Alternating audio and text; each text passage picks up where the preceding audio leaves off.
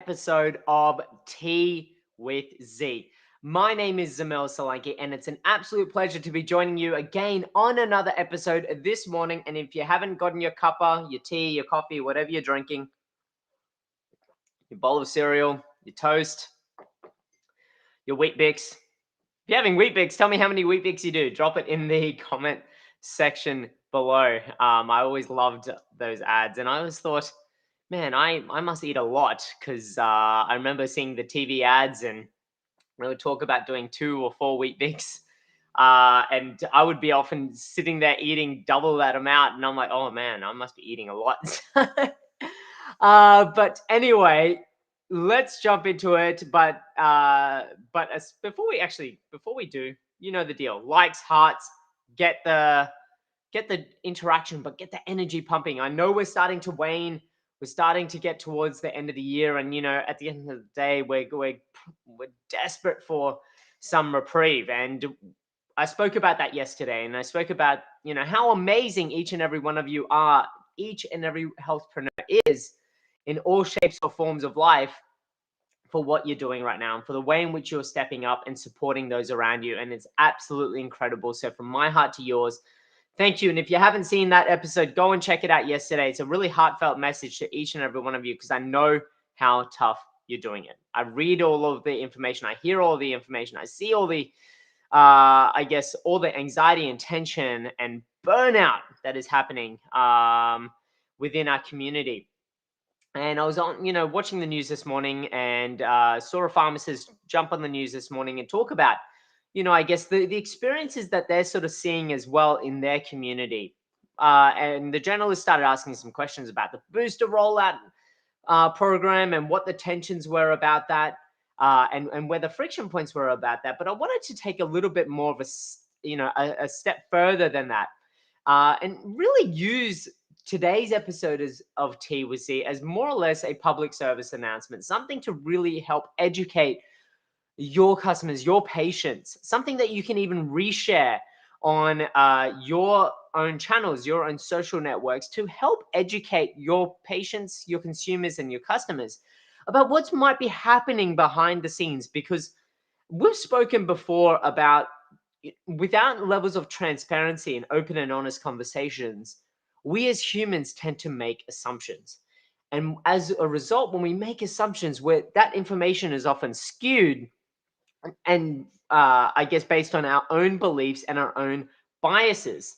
And as a result of those assumptions, we then have these feelings of, uh, anxiety, tension, or even resentment towards those that might be trying to help us based on limited knowledge, based on a limited understanding of what is happening. So, my purpose of today's episode is to try and deliver some information from a public service announcement standpoint that you're able to then hopefully reshare with your patients, your customers, and consumers to help educate them a little bit about what's happening behind the scenes and why things might be happening the way they are, but to also say, go easy. Go easy on those people that are trying to help you out right now.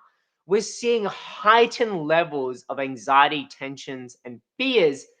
And of course, we know mainstream media fuel a lot of this because that is what keeps them in a job at the end of the day. Because without tension, doesn't become engagement unfortunately for some people, entertainment.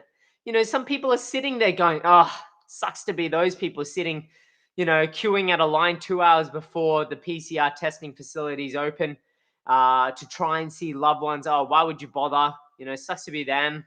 And start to create, this real disconnection about, what it means at this time of the year to really, cherish these moments and to try to come together as a community. And we've kind of gone away from the initial kumbaya sort of feeling that we're all in this together at the start of the pandemic to now, really starting to see this divide happening between those that are trying to do some things and those that are just like, nah, you know what, I'm in it for me. And so what I wanted to do today was go, well, what is it like being on the front line? What is it like being working within the pandemic? And how can you, as a patient, customer, or consumer of these health services, better respond and better act in a way, or not even necessarily better, but act in a way that's a little bit different to a lot of others that aren't really supportive of those that are just trying to help. And the first thing that I can ask is have some patience. Have some patience. There is so much going on. So at the end of the year, right, there's in a pharmacy setting, and even for a medical practice setting, you've got people that are going away. You've got doctors that are starting to take vacation time. So they're trying to cram in a lot of their patients. They're trying to see a lot of their patients before they take a break. Then they go on their break, and then the priority then further shifts to the other frontline healthcare professionals, which is mainly pharmacy. And where the pharmacists then see this is we're now dealing with people that are anxious or needing advice about how to travel interstate, how to travel overseas. They're needing extra resources, help, and medication. And as a result, that's taking up additional resources and time from an already stretched team. And it's important to remember that the COVID vaccination rollout is an additional service. While it's part of our normal scope of practice, it is an additional service, and one that has not seen the level of resource, whether it be funding or actual vaccination and vials, support from the back end, that it's really not seen that level of resource and emphasis placed into it. And it's unfortunately fallen on the actual teams within it to drive these services at, immense pressures for what is for many a very thankless job. And so that's the second thing. So firstly was being patient about and what is happening, that there are a lot of competing priorities for these teams at the moment, and they're trying their best to handle it. And the second is demonstrate gratitude. Demonstrate gratitude to those that are trying to help you, because at the end of the day, by demonstrating gratitude, you're going to get a lot more out. You're going to get a lot more out. And just relate this to any environment that you're dealing with at heightened levels of panic or worry or stress.